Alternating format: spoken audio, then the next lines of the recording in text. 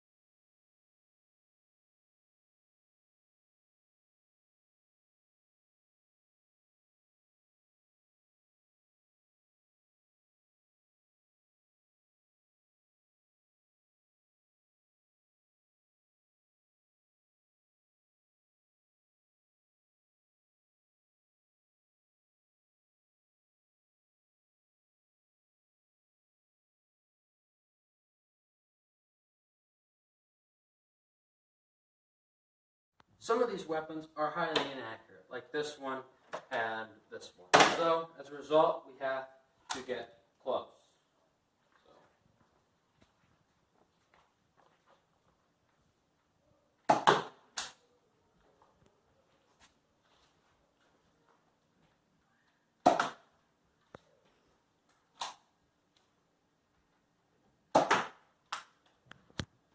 As you can see, there is no damage thus far. Now take a look.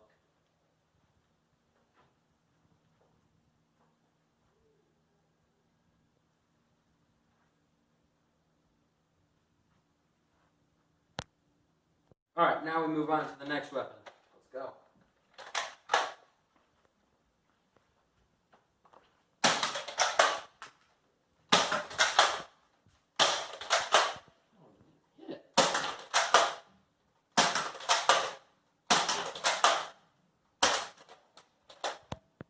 So our second weapon merely scarred my faceplate.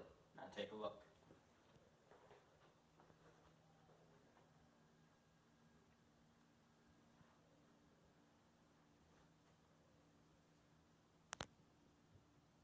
Alright, now it's time to bump things up with our third gun.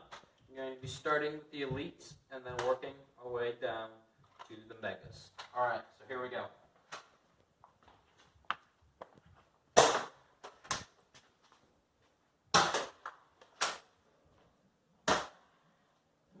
Two at once, I guess.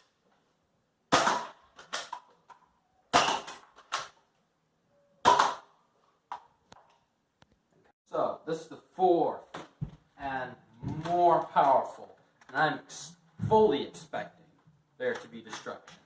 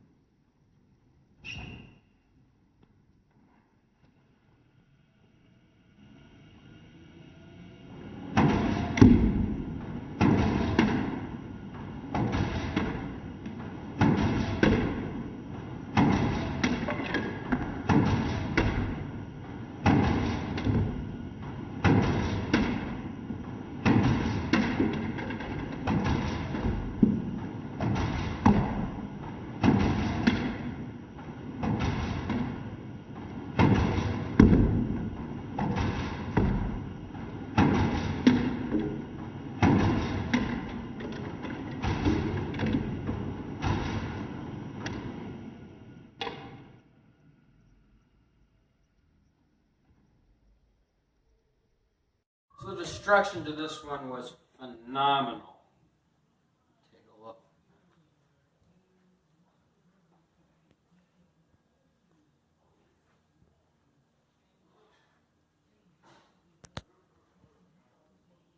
So the Mega Mastodon did quite a bit of damage. But this is by far one of my most powerful guns. This might have strength in numbers, but this has power.